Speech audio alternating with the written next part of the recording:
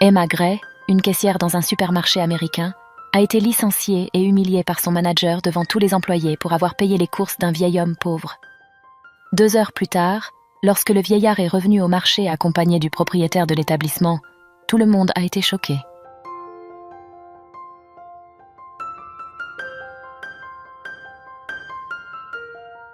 La vie d'Emma Gray n'a jamais été facile dès le début.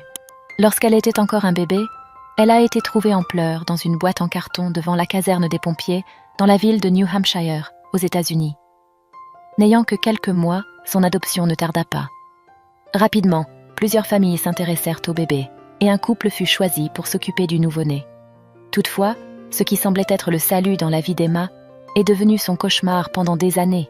Le couple n'avait aucune vocation pour les enfants et l'adoption avait eu lieu pour leur propre intérêt. Ils cherchaient à obtenir une aide financière du gouvernement destinée aux parents adoptifs pour subvenir aux besoins d'un enfant orphelin. Avec ses parents adoptifs intéressés seulement par l'argent, Emma a été négligée tout au long de son enfance. Sa chambre était sombre, sans fenêtre, et elle se nourrissait des restes des repas. Elle fréquentait une école maternelle locale, mais n'avait pas d'amis et était méprisée, étant la seule enfant adoptée et toujours mal habillée, avec des vêtements usés et des chaussures trouées. Avec le temps, Emma a appris qu'elle devait se débrouiller seule ou elle n'aurait jamais une vie digne. Elle renforçait ses études à la maison avec des livres qu'elle apportait de l'école et préparait ses repas avec des légumes qu'elle cultivait dans un jardin improvisé près de chez elle. Mais, même avec toutes ces difficultés, Emma était une enfant joyeuse et respectueuse. Elle voyait le monde comme un endroit merveilleux qu'elle aspirait à explorer. Tout ce qu'elle devait faire était d'attendre le moment idéal pour cela. Et ce moment est arrivé lorsqu'elle a eu 18 ans, mais de manière douloureuse. La loi d'encouragement à l'adoption garantissait les ressources jusqu'à la majorité des enfants. Ainsi, dès que le dernier chèque est arrivé, le couple Gray a mis Emma à la porte. « Tu es déjà une grande fille, Emma. Allez, il est temps que tu prennes soin de toi-même, » dit Caroline, sa mère adoptive, le jour de l'anniversaire de la jeune fille. « Sois reconnaissante que nous t'ayons donné un toit tout ce temps, mais maintenant un autre enfant orphelin a besoin d'un foyer, » ajouta David, en ouvrant la porte de la maison. C'est ainsi qu'Emma s'est retrouvée seule au monde à 18 ans. Avec l'aide des employés de l'orphelinat, où elle avait été confiée des années auparavant, elle a réussi à obtenir un petit appartement pour vivre temporairement, dans un immeuble financé par la municipalité. Ce n'était pas l'endroit le plus sûr de la ville, mais Emma n'avait pas d'autre choix. Avec humilité, Emma a accepté tout ce que le destin lui a imposé. Maintenant qu'elle avait un toit sur la tête, elle s'est concentrée sur la recherche d'un travail. Cependant, la tâche s'est révélée beaucoup plus difficile que la jeune fille inexpérimentée et sans compétences spécifiques ne l'avait imaginé. Emma a visité plusieurs restaurants, boulangeries et usines, mais a été rejetée à plusieurs reprises. Lorsque la situation semblait désespérée, une opportunité est apparue sous les traits de Richard Mason, le gérant d'une boulangerie d'une chaîne de boulangeries, qui l'a vu frapper de porte en porte dans la rue. « Ah oui, je cherche du travail. Je peux laver le sol, organiser votre stock et faire tout ce que vous m'apprendrez, » a dit Emma lors de son entretien avec Richard. « Vous voulez dire que vous feriez n'importe quoi ?» a demandé le gérant d'un air malicieux, et Emma a simplement acquiescé. L'homme l'a regardée de haut en bas et a répondu « C'est excellent. Une jeune fille comme vous serait parfaite pour augmenter les ventes de la boulangerie, » a dit le gérant, en laissant échapper un petit sourire. Légèrement mal à l'aise, Emma a simplement répondu « Merci monsieur, je ferai de mon mieux. » Richard Mason était un homme d'environ 45 ans, qui avait déjà eu plusieurs entreprises en faillite. Et la gestion du mini-marché était sa dernière chance de se maintenir dans un emploi et de payer ses factures. Sa réputation en ville était qu'il ne manquait jamais une occasion de draguer une femme. Il aimait se vanter, prétendant avoir brisé le cœur de dizaines de femmes à travers le pays. Dès qu'il a vu Emma dans son bureau, il a décidé qu'il allait l'embaucher, mais a continué l'entretien pour comprendre à quel point elle était vulnérable financièrement. Il savait que plus son désespoir pour de l'argent serait grand, plus il pourrait la contrôler facilement. D'autre part, la naïve Emma était heureuse d'avoir obtenu un emploi à la boulangerie, qui semblait être un bon endroit pour commencer son expérience professionnelle. La boulangerie comptait déjà une autre employée nommée Rebecca, qui y travaillait depuis 8 mois. Rebecca a pris Emma en amitié dès le début et lui a appris tout ce qu'elle devait savoir sur le fonctionnement de la boulangerie et la manière de traiter les clients. Emma s'est rapidement adaptée à la routine du travail et se débrouillait bien toute seule. C'est pourquoi elle a commencé à trouver étranges certains montants facturés par Rebecca. Mais comme elle était nouvelle, elle a décidé de se taire. Après quelques mois, Rebecca a finalement trouvé le courage de confesser son stratagème pour gagner de l'argent supplémentaire par le biais des services. Elle a même suggéré qu'Emma se joigne à elle en chuchotant. « Regarde, les clients ne s'en rendent même pas compte. Il suffit d'ajouter quelques dollars à la facture. S'ils le remarquent, tu t'excuses et dis que c'était une erreur. S'ils ne le remarquent pas et perdent plus, tu prends la différence en espèces dans la caisse. Je suis sûre que quelques dollars en plus te feraient du bien, » a dit Rebecca. Mais Emma a détourné le regard et a changé de sujet, refusant la proposition de sa collègue. Bien qu'elle ait grandi dans un foyer oppressif, elle savait que voler et tromper les clients était mal. Emma a toujours vécu de manière humble, mais honnête, et le salaire qu'elle recevait était suffisant pour mener la vie modeste à laquelle elle était habituée. Cependant, les stratagèmes frauduleux de Rebecca n'étaient pas le seul problème dans cet endroit. Sans qu'elle s'en rende compte, Emma était constamment observée par le gérant de la boulangerie, qui, depuis son embauche, s'était montré intéressé par la jeune femme. Pour Richard, ce n'était qu'une question de temps avant qu'il obtienne ce qu'il voulait. Il utilisait n'importe quelle excuse pour être à côté d'Emma, touchant sa main, la serrant par la taille et faisant des commentaires douteux. « Je suis désolée, monsieur Mason, mais je n'aime pas ce genre de plaisanterie, » a dit la jeune fille après avoir échappé à une autre blague déplacée du propriétaire de la boulangerie. Mais ce jour-là, Richard était particulièrement audacieux et se montrait plus entreprenant que jamais. « Vous pouvez essayer de m'éviter autant que vous le voulez, mais au final, j'obtiendrai ce que je veux. Savez-vous pourquoi vous avez obtenu cet emploi ? Certainement pas grâce à votre CV, » a dit Richard en lissant ses cheveux gras. Rebecca a entendu toute la conversation et a ri de la situation. Elle savait bien ce que Richard voulait dire. Lorsque cela lui est arrivé, sa réaction a été de le laisser obtenir ce qu'il voulait. Après tout, elle savait qu'elle pourrait tirer profit de la situation, comme elle le faisait dans son stratagème de paiement. Des larmes menacèrent de tomber des yeux d'Emma, qui a à peine eu la force de les retenir. Il lui a fallu un énorme effort pour se ressaisir et continuer à travailler jusqu'à la fin de la journée. À la fin du travail, Emma a enlevé son uniforme et s'est précipitée chez elle, où elle a finalement pu pleurer et laisser ses émotions l'envahir. Emma est entrée dans la douche, dans l'espoir de laver non seulement son corps, mais aussi son âme. Elle ne savait pas ce qu'elle avait fait pour mériter tant de difficultés dans la vie, depuis qu'elle était juste un bébé. Si elle était née d'une autre femme, son destin aurait été différent. Rien de tout cela n'avait vraiment d'importance. Elle a demandé un salut, mais ce qu'elle a reçu était l'opposé. Les mois ont passé, Richard devenant de plus en plus audacieux et perturbateur. Mais alors, quelque chose a changé à la boulangerie. Les bénéfices de la boulangerie avaient diminué ces derniers mois, ce qui a commencé à attirer l'attention du propriétaire de la chaîne de boulangerie qui surveillait tout à distance. Un jour, alors qu'Emma organisait dans le stock les marchandises qui venaient d'arriver, elle entendit par hasard une conversation privée se déroulant dans le bureau de Richard, entre lui et Rebecca. Le gérant semblait inquiet. « Les choses ne vont pas bien. Je ne sais pas combien de temps je pourrai garder mon poste ici.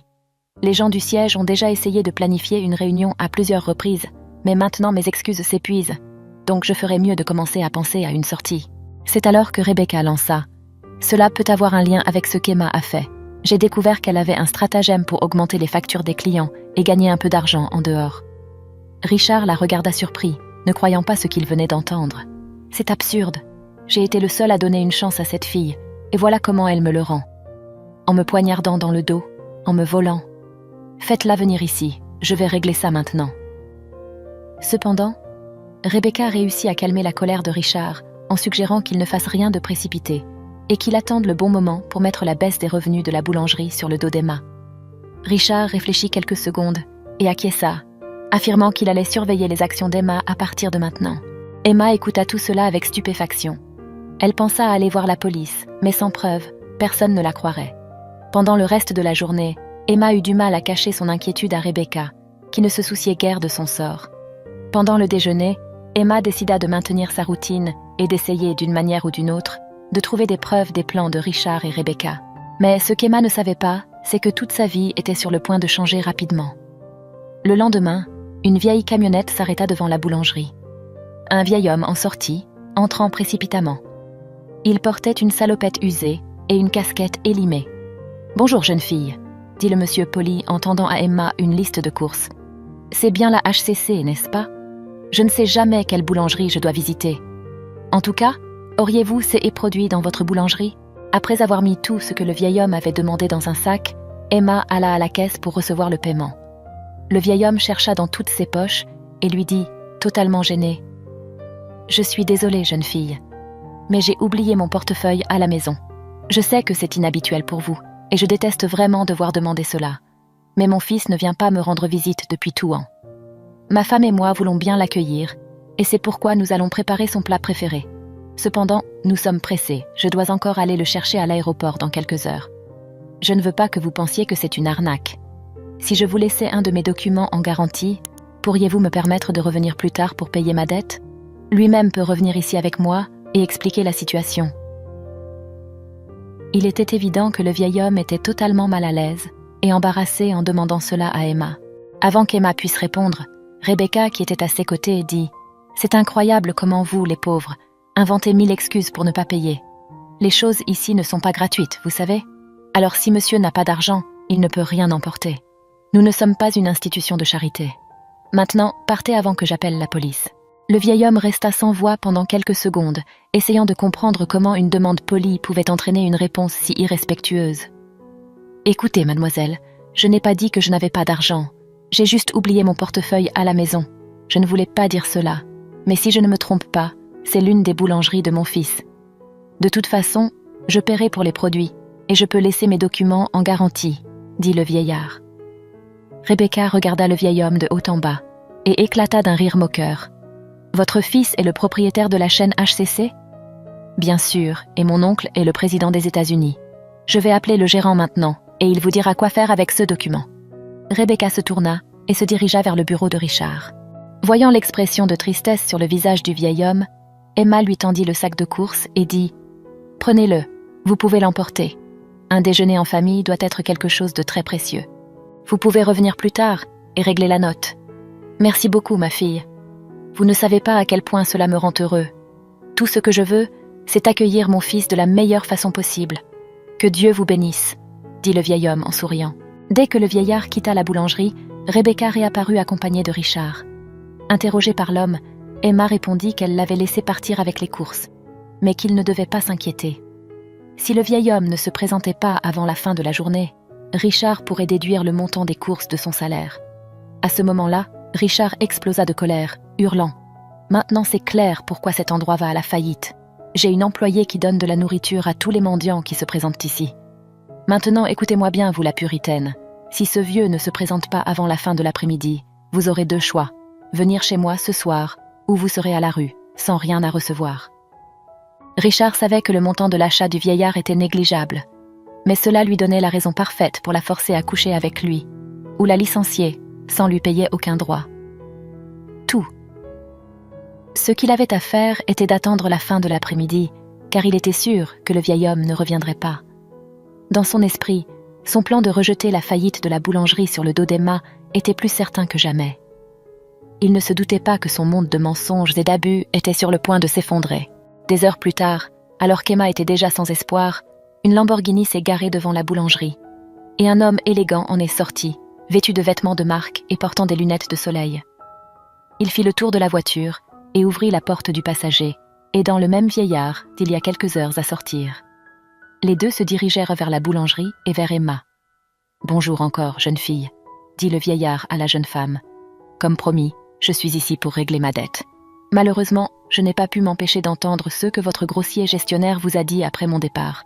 Voici Alexander, mon fils, et il souhaite avoir un mot avec votre patron. » Alexander était le fils unique du vieil homme qui, il y a de nombreuses années, était parti de cette ville pour étudier. Heureusement, c'était un homme intelligent qui avait réussi à faire beaucoup d'argent dans le commerce de détail. Alexander possédait plusieurs entreprises rentables et la chaîne de boulangerie HCC n'était que l'une d'entre elles. Lorsque Richard sortit de son bureau et vit le vieillard qui était venu plus tôt dans la boulangerie, son corps se figea.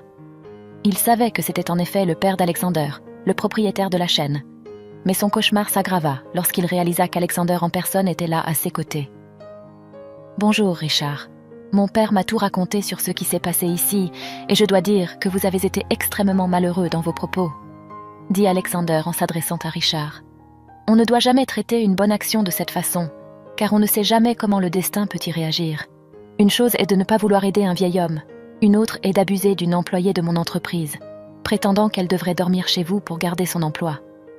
Mon père a tout entendu, et vous êtes allé trop loin, mon cher. Je n'aurais jamais eu le succès que j'ai aujourd'hui si je traitais mes employés de cette manière. Je dois tout ce que j'ai à eux. À ce moment, Emma ne put retenir ses larmes. Le vieil homme s'approcha et la prit dans ses bras. Alexander continua. « Je ne suis pas revenu ici uniquement pour rendre visite à mes parents, même si c'est la bonne partie du voyage.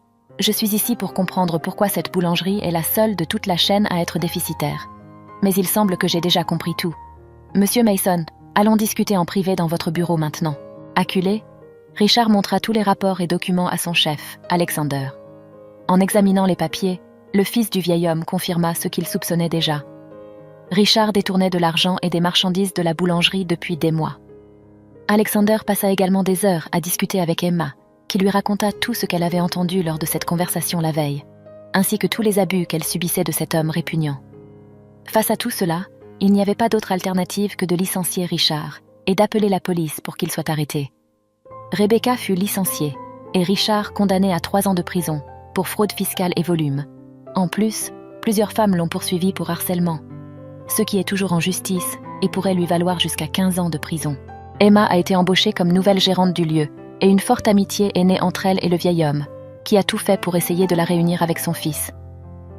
Emma dit toujours qu'il n'est pas temps de penser à cela, mais elle ne pouvait s'empêcher de remarquer les sourires affectueux d'Alexander et ses visites de plus en plus fréquentes à cette boulangerie. Si cette histoire a touché votre cœur, je vous invite à montrer que vous avez aimé, en appuyant sur le bouton « J'aime ». Envisagez de regarder la prochaine vidéo suggérée à l'écran, qui pourrait vous émouvoir de la même manière. Je vous souhaite une excellente expérience et nous nous retrouvons dans le prochain contenu.